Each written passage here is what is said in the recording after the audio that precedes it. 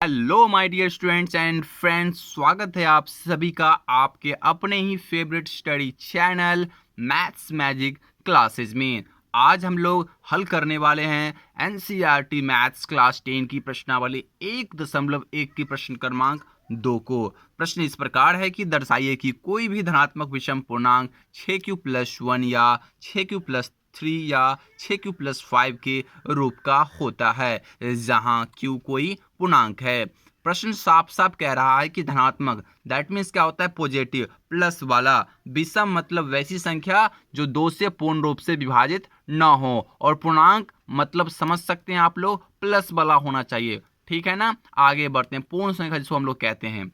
यहाँ पे आपको समझ लेनी होगी कि इन चीज़ों जो होती है, ये जो संख्या होती है, जो नंबर होती है, वो 6q+1 6q+3 और 6q+5 के रूप का होना चाहिए। और जहाँ पे q क्या है, कोई पूर्णांक है। तो यहाँ पे धनात्मक पूर्णांक के बारे में बता तो नहीं रहा है, तो हम लोगों ने क्या किया, माना कि धनात्मक विषम पूर्णांक a मान लिए। ठीक है। अब यहाँ पे 6q है, 6q है, 6q है, तो भाजक क्या हो जाएगा 6। अगर यहाँ पे 3q होता तो यहाँ पे भाजक क्या होता 3। यहाँ 2q तो यहाँ पे क्या होता 2। ठीक है ना। तो इस बात को ध्यान रखना। अब हम चलते हैं यूक्लिड विभाजन प्रमेयिका के मदद से कुछ इसको आगे बढ़ाते हैं।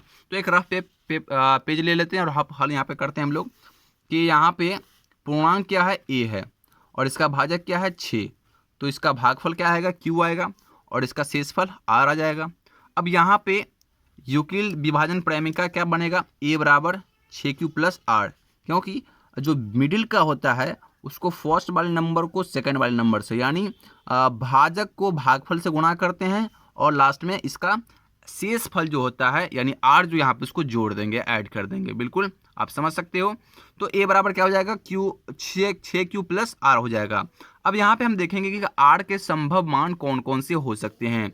तो यहाँ पे r के जो मान होंगे, वैल्यू जो होंगे, वो भाजक से हमेशा कम होते हैं। तो भाजक क्या यहाँ पे है 6 है, मतलब 6 से ये कम होगा। 6 से कम पूर्णांक कौन कौन सा हो सकता है, 0 हो सकता है, 1 हो सकता है, 2 हो सकता है, 3 हो सकता है, 4 हो सकता है और 5 हो सकता है। तो बिल्कुल अब हम लोग क्या करते हैं कि बारी बारी से इस सभी मान को, इस सभी वैल्यू को इस समीकरण में हम लोग डालते हैं। ठीक है। तो चलिए डालते हैं यहाँ पे। तो हम लोग लिखते हैं यहाँ पे a बराबर क्या हो जाएगा 6q+r, यूक्लिड विभाजन प्रमेयिका की मदद से। अब क्या करते हैं कि r का मान हम लोग यहाँ पे डालते हैं बारी बारी से। तो लिखेंगे r बराबर 0 1 2 3 4 तथा 5 रखने पर। चलिए रखते हैं हम लोग। तो अब क्या करते हैं यहाँ पे हम लोग a बराबर इसका वैल्यू डालते हैं। तो a बराबर हम 0 डालेंगे तो r का वैल्यू क्या हो जाएगा 0। r बराबर 0 डालेंगे तो a बराबर क्या हो जाएगा 6q। फिर डालते हैं a 1, तो 6q+1 हो जाएगा, r की जगह पर 1 डाल दिए। फिर a बराबर क्या हो जाएगा यहाँ पे 6q+2। फिर इसी प्रकार a बराबर 6q+3, फिर 6q+4, फिर a बराबर 6q+5। अब हम बढ़ते हैं प्रश्न पे। प्रश्न कह रहा है विषम पूर्णांक के बारे में। तो विषम संख्या क्या होता है, वैसी संख्या जो 2 से पूर्ण रूप से विभाजित ना हो। तो हम पहले देखते हैं कि इसमें 2 से पूर्ण रूप से विभाजित है कौन कौन। तो अगर हम ये बात करें यहाँ पे 6q का, तो 6q 2 से पूरा पूरा भाग इसका लग जाता है, मतलब ये क्या है 2 से पूर्ण रूप से विभाजित तो है। बात करते हैं 6q+1 का, तो 6q+1 2 से पूरा पूरा भाग इसमें नहीं लगेगा। अब क्यों नहीं लगेगा, यहाँ पे तो लग जाएगा 6q+1 जो है इसमें तो 2 से पूरा पूरा डिवाइड नहीं लगेगा ना, लग ही नहीं सकता है। ओके, ये बटा में रह जाएगा, तो बटा में तो पूर्ण संख्या होगा नहीं, तो फिर तो गड़बड़ है, मतलब ये तो सम संख्या है नहीं। आगे बढ़ते हैं 6q+2 को हम देखते हैं। तो सेम टू सेम इसका अगर हम 2 से डिवाइड कर देते हैं तो क्या आ जाएगा 6q+2 को 2 से डिवाइड करो तो 3q+1, इसको किए तो 2 3 जा हो गया, यानी 3q हो गया और प्लस में 2 से कर गए तो 1 हो गया। बिल्कुल 3 का भी होगा नहीं, कंफर्म नहीं होगा, 4 का हो जाएगा 6q+4/2। तो हम लिखेंगे यहाँ पर 3q+2 हो जाएगा, इसका 2 3 जा यानी 2 3 6 और 2 दूनी 4 हो गया।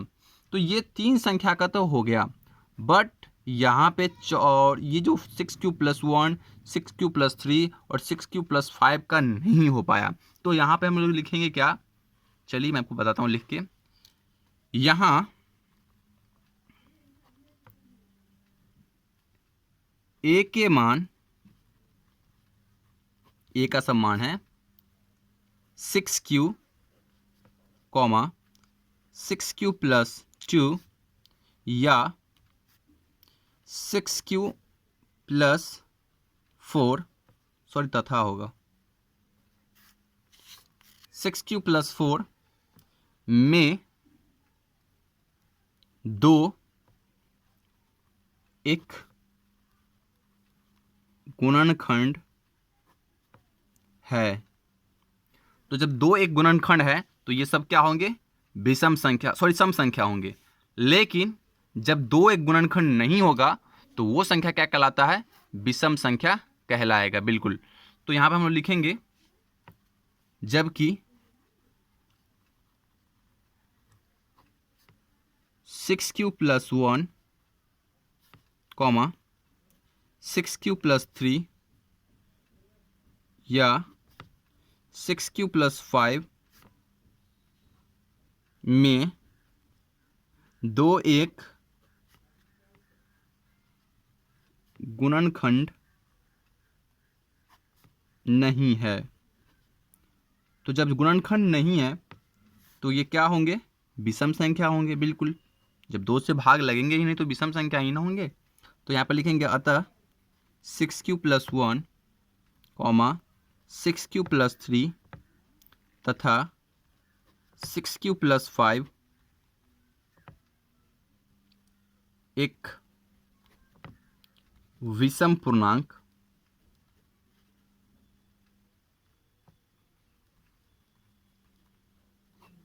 हैं। बिल्कुल, सो आई होप आपको ये बातें समझ में आ गई कि 6q+1, 6q+3 और 6q+5 विषम पूर्णांक क्यों हैं। बिकॉज ये दो से पूर्ण रूप से भाग नहीं लगते हैं, पूर्ण रूप से विभाजित नहीं होते हैं। That's it. अगर समझ में आई तो बहुत अच्छी बात है, वीडियो को लाइक कर देना और दिक्कत होगी तो कमेंट बॉक्स में पूछ सकते हो। मिलते हैं बहुत जल्द प्रश्न क्रमांक 3 के साथ। जय हिंद।